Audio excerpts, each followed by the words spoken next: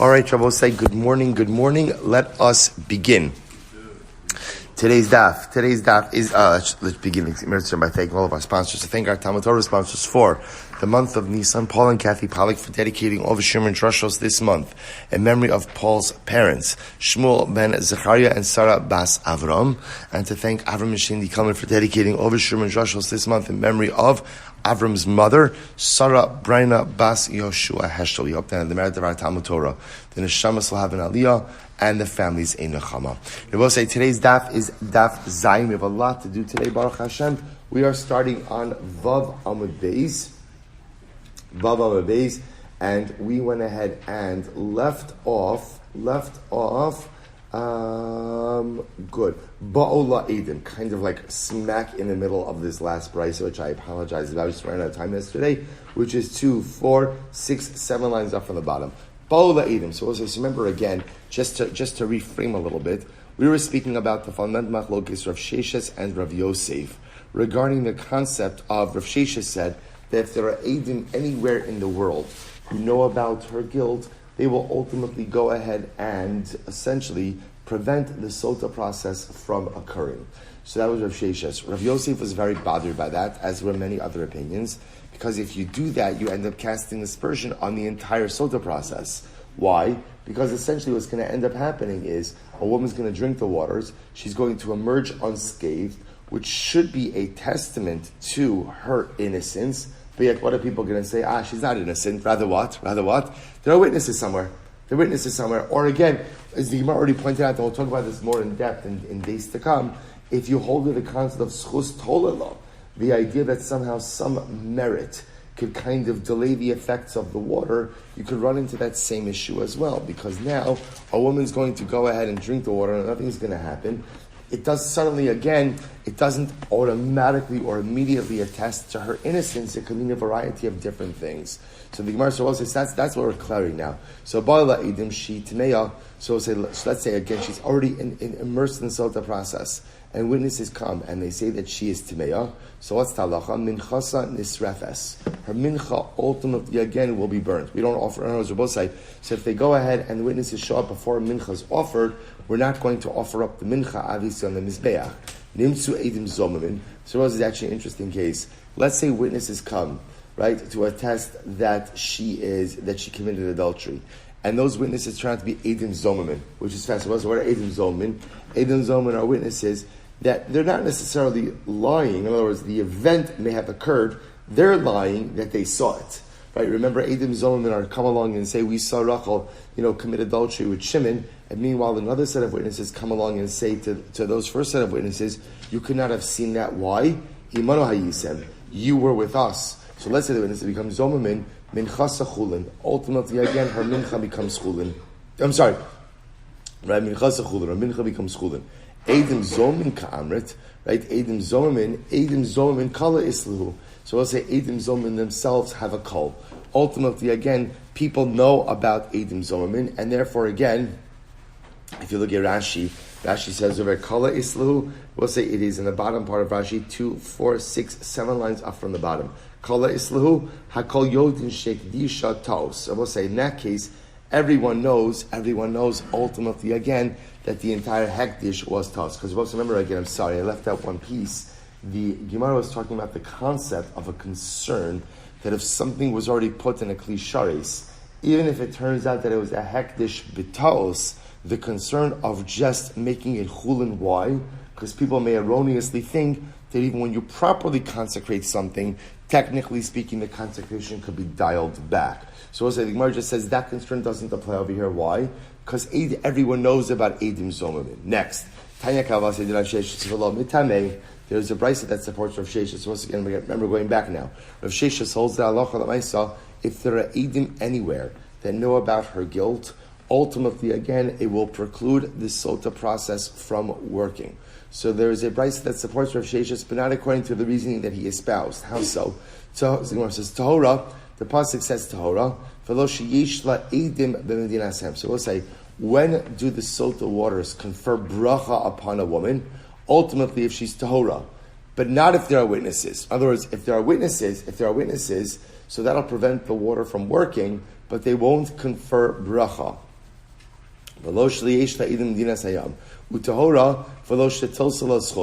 Furthermore, again, I will say, when do the waters confer bracha? Only if she's truly tahora, not if she has some zechus that prevents the waters from adversely affecting her. He, Pasuk says he, yisu v'yitnu ba muzaras b'levana. Rabbi say, we're going to talk about this as well. There's a fascinating concept, namely that halacha l'maisa,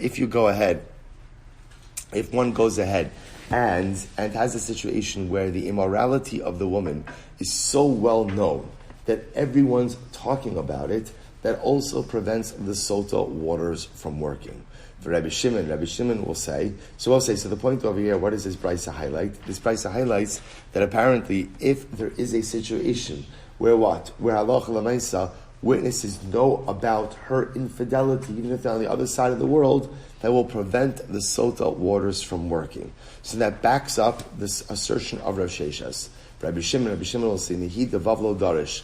Even though, again, he doesn't darish in the vav, v'ha'ika yesh la'idim dinas hayar, we'll say top of Zayin. Ultimately, again, we'll say, what does he do with this drasha that says about idim dinas hayam? He says, ultimately, again, lo shlicha. Ultimately, I will say that's so not common.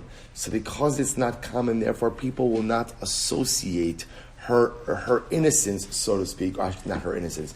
People won't associate the failure of the waters to work with the fact that there are Eidim b'Medinas Hayam. Okay, and therefore, again, it won't cast dispersions ultimately on the water. So, like I will say, so that's the end of the sugya. So how do we pass? So I will say, again, it's one of these outstanding machloksim.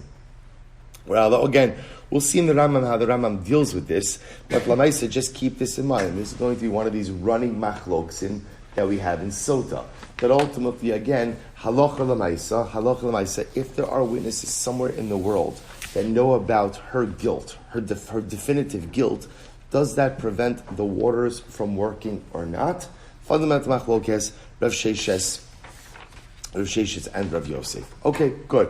We'll say back to Mishnah, top of Zayin. Kesad. So we'll say Kesad Osala. So we'll say, so now let's play this out. We're continuing the process. Remember again, so far, what do we have in the Sotah process? Part 1, Kinui, warning. Reuven warns his wife Rachel, don't be alone with Shimon. Right? Let's just go with the halacha l'maisa. He warns her in front of 2 witnesses. That's part 1. Part 2, Rachel violates the warning and is alone with Shimon. Let's assume for our purposes right now that's called stira. That is called stira. And let's just assume right now that also occurs in the presence of 2 witnesses. So we'll say, so now what? What's the next stage? Here we go. Molicha lebezdin shiva osa makom. So the first thing he does is he brings her to the local bezdin. Ultimately, again, tells them what happened. The Eidim attests to what happened. And ultimately, again, they give Ruvain, the husband, 2 Talmidei Chachamim to accompany him and his wife to Yerushalayim. Because Rav says we're going to see the entire Sotah process has to be done in the Beis HaMikdash itself. So he comes to the local Beis Din, tells them what happened. Local Beis Din gives him 2 Talmidei Chachamim to accompany him on the journey to Yerushalayim. Why? Shema Yavo Allah Baderach. Ultimately, again, to prevent Ruvain from having relations with his wife all the way to Yerushalayim. Because what says we're going to see there's a law. It is prohibited for Ruvain, the husband, to have relations with his wife until this matter is resolved. So in order to ensure that that doesn't occur, he's accompanied by 2 Talmidei Chachamim. Rabbi Yehuda says, Baila Ne'am. Rabbi Yehuda says, no. You don't need the Talmidei Chachamim. Ultimately, again, Ruvain is believed. Right? Ruvain is believed, ultimately, again, to go ahead and not have relations with his wife. Good. Says the Gemara. So, Trei V'ihu Hatlasa. So, what says, here's what's interesting. So remember again, you have Ruvain plus 2 Talmidei Chachamim. So again, using our higher mathematical skills, right? What do we have? 3. Right? So we have 3 men and 1 woman. So we'll say, what does this teach us? Let me say, Rav, Rav, Yehuda, Rav, because we'll say this comes to teach us or support another halacha. Rabbi Yehuda is the name of Rav, the following, Lo Shanu Ela Be'ir. I will say this is actually interesting. The concept of yichud. Right? So yichud tells us, so the Gemara says, that in Kiddushin we learned that ultimately, again, 1 woman and 2 men does not create a yichud problem. There's no yichud. And I will say, when is that true? Be'ir, in the city. Aval baderech, but I will say when you're in a more rural area, ad di'ika shlosha. Ultimately, there's no yichud problem. I should say differently. If you're in a rural area, you need 3 men and 1 woman. So in other words, in a rural area, you need more people in order to avoid a yichud situation. Why? Because what's the problem? If they're traveling in a more rural area and there's only 2 men and 1 woman, what could happen? One of the men can need to relieve himself. He's going to leave the group, right? And it turns out that because it's a rural area, 1 woman is secluded with 1 man. Therefore, in order to go ahead and address that concern in a rural area, you need 3 men and 1 woman. And Rabbi said the Mishnah seems to support that. Why? Because remember again, when Reuven is traveling with Rachel up to Yerushalayim, what do we do? What does local Beis Din do? Assigns him 2 Talmidei Chachamim. This way there are always 3 men and 1 woman, avoiding the yichud problem. To which the Gemara says, no, that's actually not the issue. In fact, yichud again could always be obviated with 2 men and 1 woman. Hacha hainu taimo ki echid lehavu aleh sahadi tamidei chachamim. Ki lehavi aleh sahadi. They say actually, the reason we want 2 over here is because 2 are witnesses. Meaning what? That if Ruvain were to have relations with his wife Rachel, this way there would be 2 witnesses to that event, and therefore again they would prevent the Sotah process from progressing. The Gemara says, well, if that's the case, Talmidei Chachamim in Kuli Amalo, if it's just about witnesses, why do they have to be Talmidei Chachamim?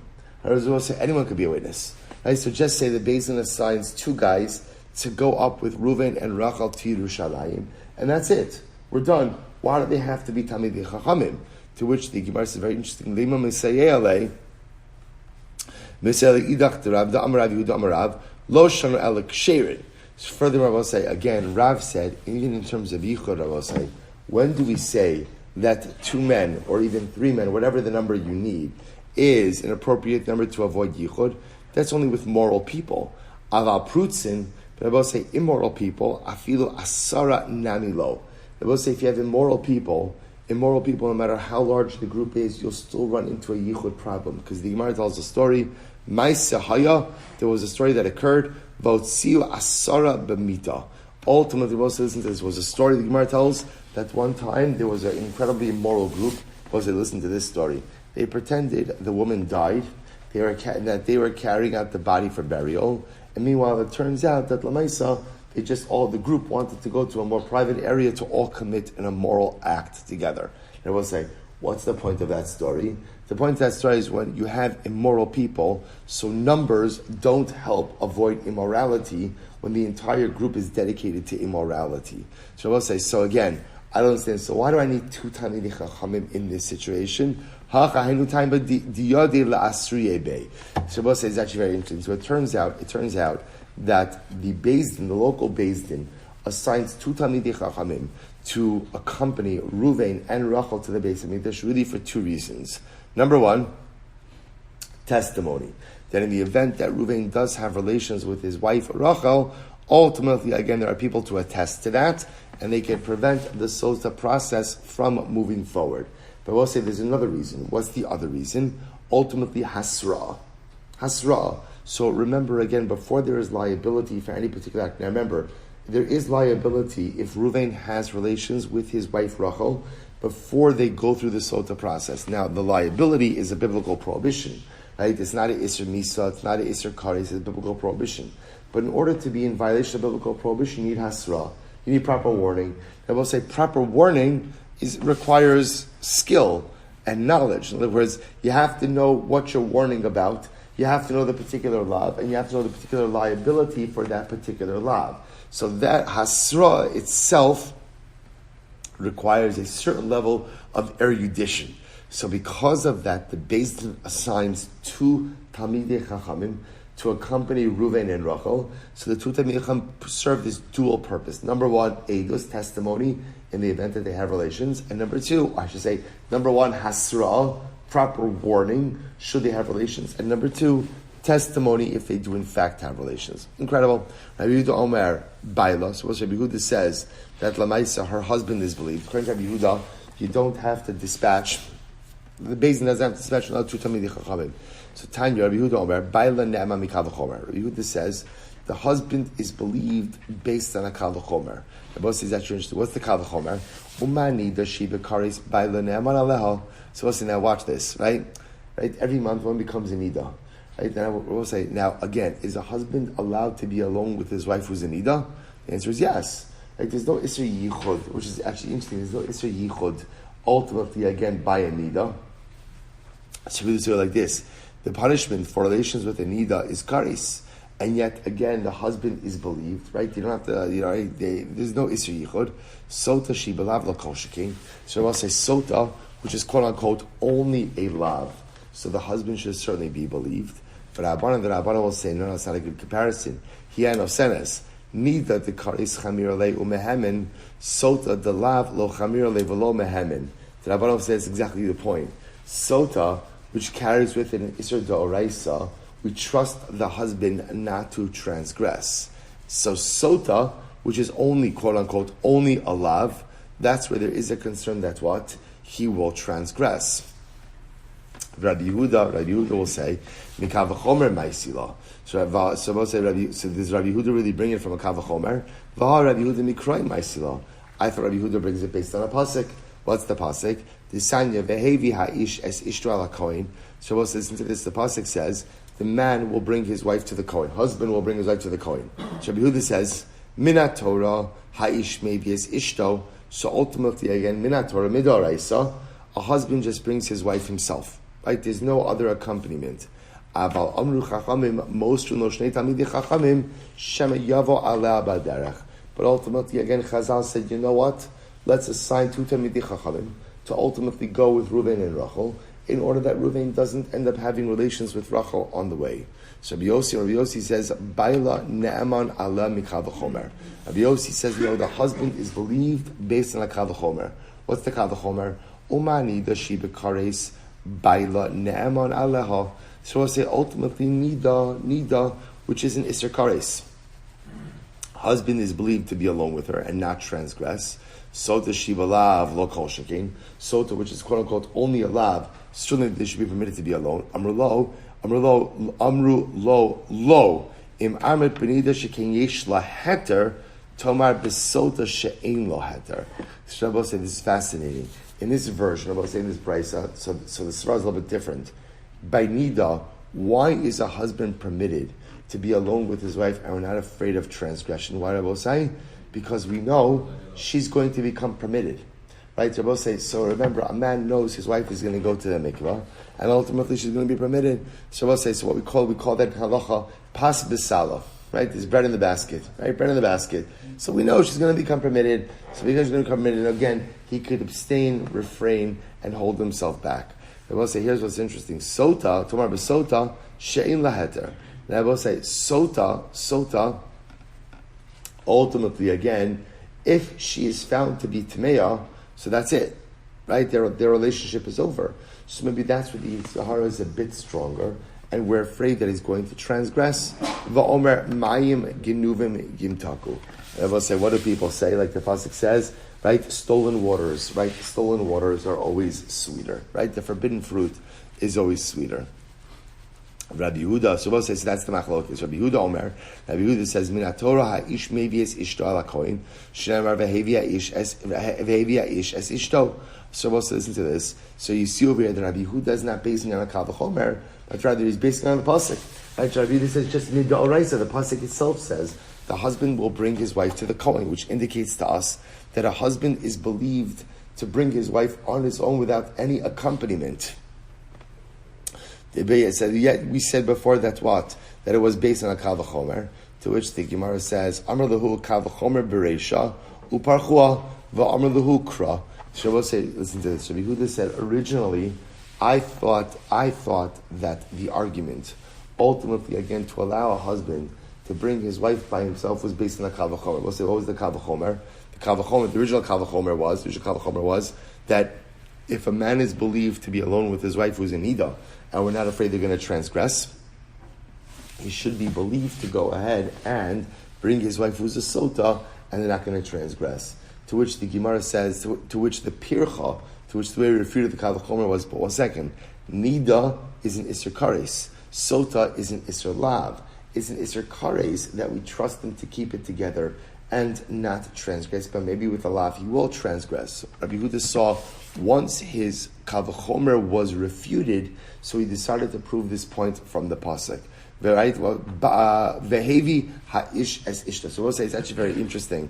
See, normally you would think that ultimately, again, you would start with the pasuk. Here in this version, Rabbi Yehuda started with the Kavachomer. Once the Kavachomer was refuted, then he went to the pasuk. Okay. To which the Gemara says, "I Rabbi Yehuda hainu tanakama." But I will say ultimately again. But it sounds like Rabbi Yehuda is saying the same thing as the Tanakama, because let's remember again, if you read the Brisa, the way the Brisa says is midda oraisa, a husband is permitted to go ahead and bring his wife himself. Aval amru, but Chazal said, you know what, better to go ahead and not be alone, and therefore again, the local basin would assign two people. And I will say, it sounds like Rabbi Yehuda is subscribing to this idea as well. To which the Gemara says, if that's the case, Rabbi Yehuda and Tanakama are saying the same thing. To which the Gemara says, Ika benaihu aval amru. The Rabbi said the fundamental distinction is aval amru. In other words, Rabbi say that Rabbi Yehuda does not subscribe to the idea of two Talmidei Chachamim accompanying them. So Rabbi say it turns out that halacha l'maisa there is a fundamental machlokas. Rabbi Yehuda and the Tanakama. So we'll say Rabbi Yehuda holds that halacha l'maisa, a husband has the ability to transport to go with his wife himself, just the two of them, to the Beis HaMikdash, and we are not concerned that anything is going to happen. Tanakama holds no, they can't go alone. Local Beis Din assigns two Talmidei Chachamim to go ahead and go with them. We'll say why two Talmidei Chachamim? Number one, Hasra'ah. Number two, Eidos. So we'll say, how do we paskin? Rambam paskin is like the Tanakama, and in fact, husband and wife would not go alone to the Beis HaMikdash. Rather, again, the local Beis Din would assign two Talmidei Chacham to accompany them on the journey. Incredible.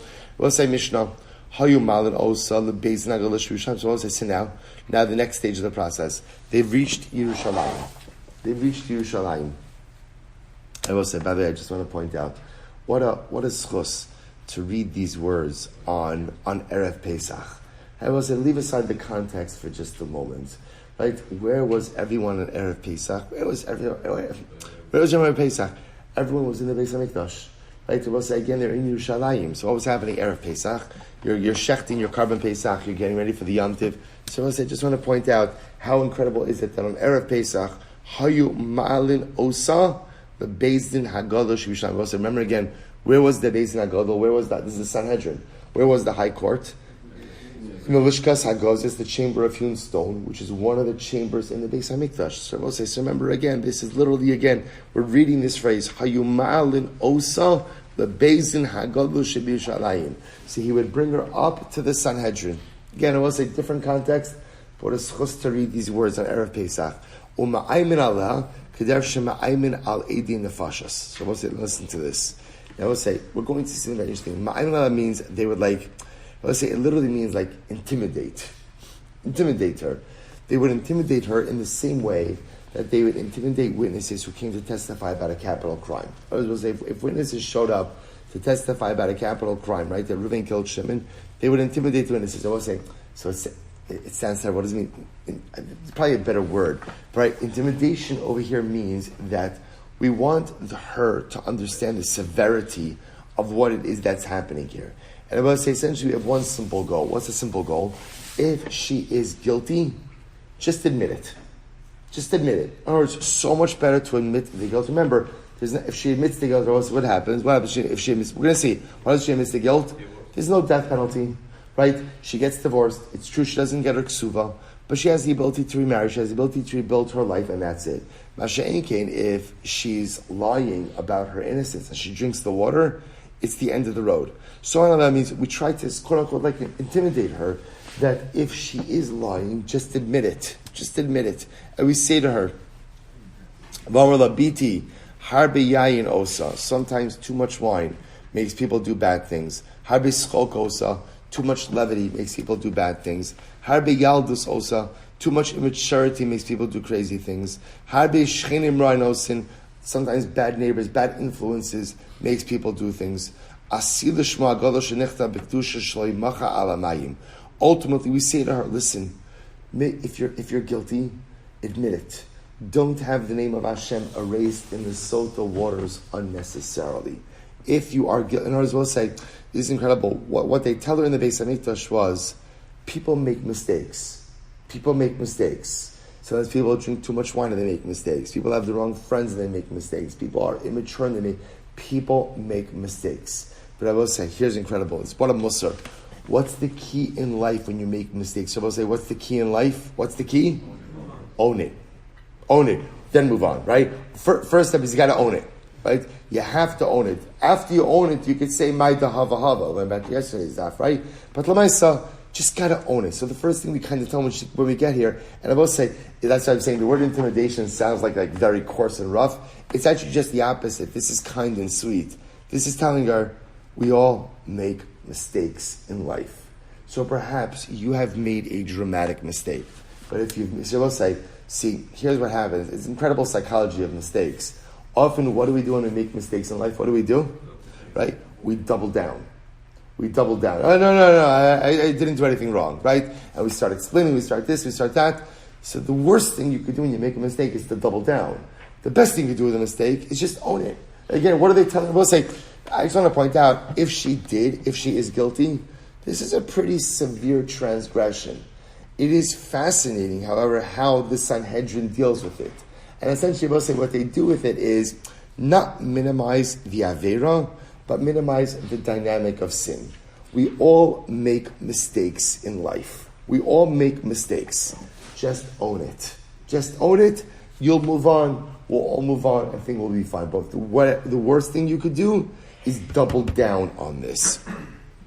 Incredible. Asil Shmuel. Good. So the Gemara says, "Va'omer the final divrei she'inam kedai l'shoman he v'chol mishpachas beis avia." And I will say, we say in front of her things that ultimately, again, shouldn't really be said. I will say, we'll define this in the Gemara, but the way Rashi explains it over here is we tell her multiple stories of righteous people who owned their mistakes. Right? Tanakh is filled with stories of people who made mistakes, owned their mistakes, and then moved on in life. So we'll say, if as a result of all of this, she says, you know what, you're right, I committed adultery, then Shavaris Ksuva Saviyotses. Ultimately, what happens? Shavaris Ksuva means she doesn't get her Ksuva. Right? Literally, again, we break her Ksuva or give her a receipt for her Ksuva. So she doesn't get her Ksuva, and she gets divorced. That's it, she gets a get, no Ksuva, moves on with her life. I'm not Tahorani. I'll say, but if she says, I am Tahora, if she insists on being innocent, if she insists on her innocence, then what do? Ma'alin osel shar hamizrach, shal pesach shar nikanor. So I'll say, so what do? We bring her out to the eastern gate, which is by Nikanor. Now, both remember again, Shar Nikanor is the primary entrance between the Azara, what we'll call the Ezras Nashim, right, or the general courtyard, right, and ultimately again into the primary courtyard where the Mizbeach was. That's Shar Nikanor. So we bring her to Shar Nikanor. Shapes, right? Shesham mashkines asotos. That's where we have the sotah drink. Umatarnas ayodos, and we purify women who have given birth. Umatarnas mitzorai, and ultimately, again, we provide tara to the mitzorah as well. The Shabbos says, now what's the process? The kohen oches bebigda. The kohen takes hold of her clothing. So we'll say, so now we're into the sotah process. So the kohen takes hold of her clothing. We'll say, really, he's taking hold by the neckline of her clothing, and he pulls it. Nikru. Niframu. If it's torn, it's torn. If it gets shredded, it's shredded. Ad megala es liba. Ultimately, again, until he reveals her heart. And I will say, we're going to define what this means in an idea. The idea is to tear. And I will say, you know what it's like? You know what it's almost like? It's almost reminiscent of what? Of kriya by mourning. Right? I will say, same halacha by kriya by mourning, ultimately is you take by the neckline and you rip. So the kohen takes hold of her clothing and pulls it. The idea is a kriya over here. And I will say the concept of a kriya is, so I will say, sometimes in life, even if you haven't done anything wrong, allowing yourself to be in certain situations is a failure in and of itself. Because let's point out something very important over here, right? The only way a woman is getting into this scenario, right? How sometimes was, see, you ever have a situation where you ask yourself, how did I get here? Right? How did I get here? So let's take a step back. how did Rachel get here? Right? What's the answer? How did Rachel get here? Number one, she was engaging in behavior that required her husband to warn her not to be alone with a certain man. So that in and of itself, I will say, right? Well, why? Like, what? How are you getting there? That's stage one. What's stage two? She violated the warning. She was alone with that very same man for long enough for something to have occurred. So I will say, so let's be clear. Is it possible that Rachel did not commit adultery? Is it possible? Absolutely. After all, she herself is proclaiming her innocence. But I will say, sometimes in life, you could be innocent from the commission of a particular act, of an aveira, but you're still wrong for allowing yourself to fall into a certain situation. So I want to be clear over here. Could be, because you look at this, I will say, and the truth is, this whole thing is very debasing. It is. Sotah is a very debasing situation for the woman. It absolutely is. And we'll say, what happens, like, if she's innocent, you've debased an innocent woman. And the whole point over here is, she may be innocent of adultery, she's not innocent of making bad life choices. And the whole point of this, I will say, this is a very public process that is aimed, it sounds strange, that is aimed to degrade in order that it should serve as a public service announcement. Don't allow yourself to get into questionable situations. Even if you haven't sinned, we'll say life is not about sinning. We'll say, what is life about? Life is about being Rosh Hanola, the whole chap of life. We'll say, very often, if you allow yourself to get into the situation where you're choosing between sinning and not sinning, more often than not, what's going to happen? You're going to sin. The whole chap in life is to prevent myself from getting into bad situations to begin with. That's the whole chap. Don't even be in a situation of sin. Be proactive in the way that you live and prevent yourself from even getting into the bad situations to begin with. So what happens? So they tear her clothing. For Sosar Sarah, they uncover her hair. Rabbi Yehuda says, Im haya liba noah, lo haya megaleu. Im haya Sarah noah, lo haya. So Rabbi Yehuda says she's a very attractive woman, so we don't tear her clothing all the way down, right, to her chest. Also, we're going to see it doesn't literally mean that she's standing there unclothed. The point over is we wouldn't tear her clothing in a dramatic way, nor do we uncover her hair, because this obviously is a public situation. If she's very attractive, right, we don't want creating, arousal for the people who are around there also. We'll say, it must be an interesting job for the guy to determine who's attractive, who's not attractive. I don't know who gets that job, right? But Lamaisa, again, you see again, it depends on the person. Ultimately, again, if she was clothed with white clothing, we would reclothe her with dark clothing. Hayalek li zav, amud days. V'kak lios, nizam v'tabos, ma'avira mimena kedei lenavla. Both say she's wearing jewelry. We remove her jewelry in order that she should not look as beautiful. So we'll say the idea over here is that we don't want her to look. The whole point over here, we'll say again, as I mentioned before, is a debasing.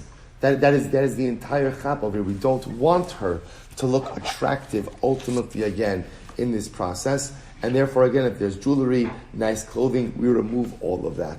So the Gemara says, "Va'achakach mevi chevel mitzri the koshlama midadal." So we'll say after that, they bring a rope and they tie it on her chest, because again, I'll say, since her dress is ripped, they don't want her dress falling down. So they keep the rope there to keep the dress up.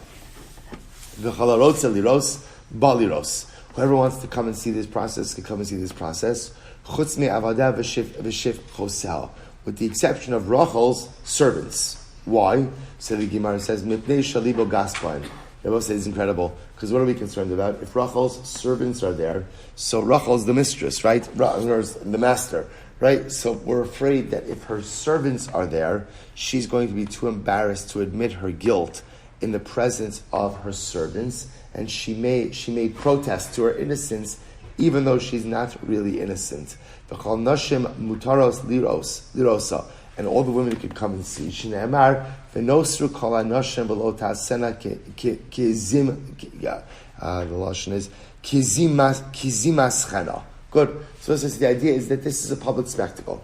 This whole thing is a public spectacle. And I will say the idea about, just to understand the idea behind it, why so public? Especially, I will say, given the fact that she may be innocent. So why so public if in fact she may be innocent? And I will say because she may be innocent of adultery. She's not innocent of bad life decisions. And I will say, part of the whole chap of this process is to sensitize us to avoiding bad life decisions. 95% of success in life is not about choosing between right and wrong. It's preventing yourself from ever getting into that situation where you have to choose between right and wrong. And I will say, that's the whole chap of Sotah. Sotah is allowing oneself to be in a bad situation. When you put yourself in bad situations, bad stuff occurs. That's the sensitivity that's being created. That's really incredible. Says the Gemara. So I will say, from where do we know this, right? So first of all, let's go back for just a moment. Remember, what's happening over here? This entire process is happening in front of the Sanhedrin. So first of all, why do you need a Sanhedrin? Why do you need a Sanhedrin?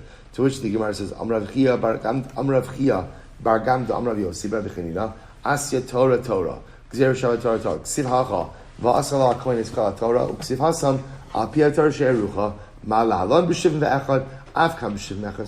So again, Gzer Shavah Torah Torah. Torah over there means the basin of 71, i.e. Sanhedrin HaGadol. So too over here by Sotah, you need Sanhedrin HaGadol. Incredible. Uma Aymin Aleha. And it was we intimidate her. We intimidate her. In other words, but again, I want to point out, it's positive intimidation, right? The positive intimidation. So that's really, the truth is, I'm not going to use the word intimidation. Prevail. We prevail upon her, right? We prevail upon her. Old Rosa, so what does it mean? We try to tell her, remember, the first stage is we tell her, people make mistakes. People make mistakes. Don't double down. You have a chance to recover. You have a chance to rebound. Own it, and then you'll be able to move on. So the Gemara says, "Urminhu kedarach shema ayman alesh lo tishta, kach ma'ayman alesh tishta." And we'll say the same way that we prevail upon her not to drink, if she is resolute in drinking, we prevail upon her to drink. To drink. And what do we say to her? Omer lo biti im baralach hadavar shetahora'at. If you know for sure that you are tahora, that you did not commit adultery, imdi al bariyech v'shasi. So okay, stand your ground, and drink. Because these waters are like a balm, like a salve, like an ointment on flesh that is totally fine, healthy flesh. If there's an open wound, then ultimately the ointment seeps in. Ultimately, again, but if halacha l'maisa, there is no wound, then the ointment does nothing. So they say the same thing. The waters only impact and hurt someone if halacha l'maisa, the person is guilty. But if there's no guilt, then there's like Rabbi. So both say, so a contradiction. Our Mishnah seems to indicate that we only prevail upon her not to drink. Our Mishnah makes no mention of prevailing upon her to drink. So which one is it? To which one is the lo kasha? Kan kodim shenim chaka megillah, kan la'achar shenucha megillah. Well, it's incredible. And we'll see this more explicitly later on. What does it depend on?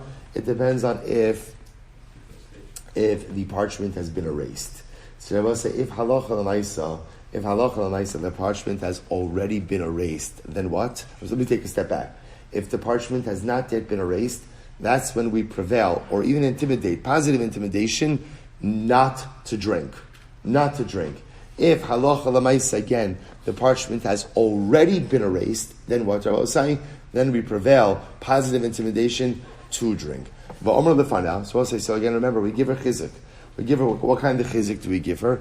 We tell her about people who made mistakes, admitted and owned their mistakes, and then went on to lead positive and productive lives. Tan Rabbanan, Omer lefana dvarim shel hagad u'maisim shir b'ksum marishonim kigon asher chachamim yagidu v'lo kichudom elasam. So we give her examples. We'll say Yehuda hoda v'lo bosh. Ultimately, again, Yehuda admitted his transgression, and he was not embarrassed. Right? The Gemara says, Sofo nachol chay olam haba. And we'll say what ended up happening. He got olam haba. Similarly, again, Ruvain hoda v'lo bosh. Ruvain admitted his mistake, was not embarrassed. Mahaya Sofer, we'll say, what did he get? Nachal chaye ha'olam haba. He inherited the world to come. Umaschar. And we'll say, what was Yehuda and Reuven's reward for admitting their transgression? We just said, what do you mean maschar? We just said what their reward was. We just said they got olam haba. Elamascharan ba'olam hazeh. So ultimately, we'll say, what was their reward in this world? In other words, I understand they got olam haba for admitting and owning their mistake. What was their reward for the world to come? To which the Gemara says, Lahem levadam nasna aretz v'lo avar zar b'socham. Literally translated, HaKadosh Baruch Hu only gave them the land, and no other stranger passed amongst them. So we'll say, ultimately, again, Yehuda's reward, Rashi explains, Yehuda's reward was that he got malchus, monarchy. Reuven's reward, we'll say, interesting, Reuven was the first tribe to be allotted his portion in Eretz Yisrael. That was so their reward in the world to come was Olam Haba. Their reward in this world, ultimately, again, was Yehuda got monarchy. Reuven ultimately, again, received his tribal portion first. So Bishlam Yehuda Ashkichan Deudi Dichsev Vayak Yehuda Vayonsad Kamimeni. So we'll say, so again, I know the story of Yehuda admitting his liability, right? So we'll say, what's the story of Yehuda? That's the story of Yehuda and Tamar. Remember again, I will say very quickly, Yehuda has 3 sons. They're married to Tamar. The first 2 married Tamar and died. Now the reason they died was because they wasted their zera. Right? They wasted their seed, but Lamaisa, now Yehuda doesn't know that. He thinks it's Tamar, he thinks Tamar's like the black widow. Right? So he does not want to marry her off to his 3rd son, Shelah. We know the story. Tamar dresses up as a Zona, becomes pregnant from Yehuda. She's about to be executed because they think that she committed a biblical form of adultery. So Lamaisa, again, she says, no, the person, right, remember, Yehuda had given her his staff and his ring, ultimately as payment. She says, the person who was the owner of the staff and ring is the father of my child. Yehuda could have remained silent in order to avoid any type of embarrassment, but he doesn't. He says ultimately tzadka and so this is where Yehuda admitted his act. So I know Yehuda. Ela Reuven minal and they both say, but where do you see Reuven? Where do you see Reuven admitting a transgression? So let's listen to this. It's incredible. What's the meaning? We'll say of the phrase where it says, Reuven should live and he shouldn't die. Vizos Yehuda. So call Osan Shanim Shahayu Yisrael B'Midbar. We'll say all the years that Klal Yisrael was in the Midbar. So we'll say, remember again, a bit of context. The Torah itself tells us explicitly that when Klal Yisrael, we'll say, by the way, isn't this incredible? Another Mitzrayim reference. When Klal Yisrael left Mitzrayim, they took the remains of Yosef with them. Chazal tells us that not only did they take the remains of Yosef, but they took the remains of all of the Shvatim with them as well. Rabbi, we'll stop over here for today. We're going to pick up with this story Meretz Hashem tomorrow. Again, so this is where we're ending off. Where we're ending off is that we now know the story of Yehuda, where Yehuda took responsibility for that which he had done wrong. In this next step, also we're going to see where do we see that by Reuven? Where do we see it by Reuven? And ultimately, again, these stories serve as a sense of chizuk. Ultimately, again, for the suspected Sotah Rabosai, incredible shkayach. All right, Chevron Zoom, Reb Jerry Chakasha v'Sameach, Dr. Lossman Chakasha v'Sameach, Jeremy Chakasha v'Sameach. I think everyone else I'm going to see over Yontiv in Meretz Hashem. Right, Kamen Akiva, Meretz Hashem, Reb Larry, Michael, Reb Chaim. Again, Chakasha v'Sameach, everyone. Shkoyach. Shalom Aleichem.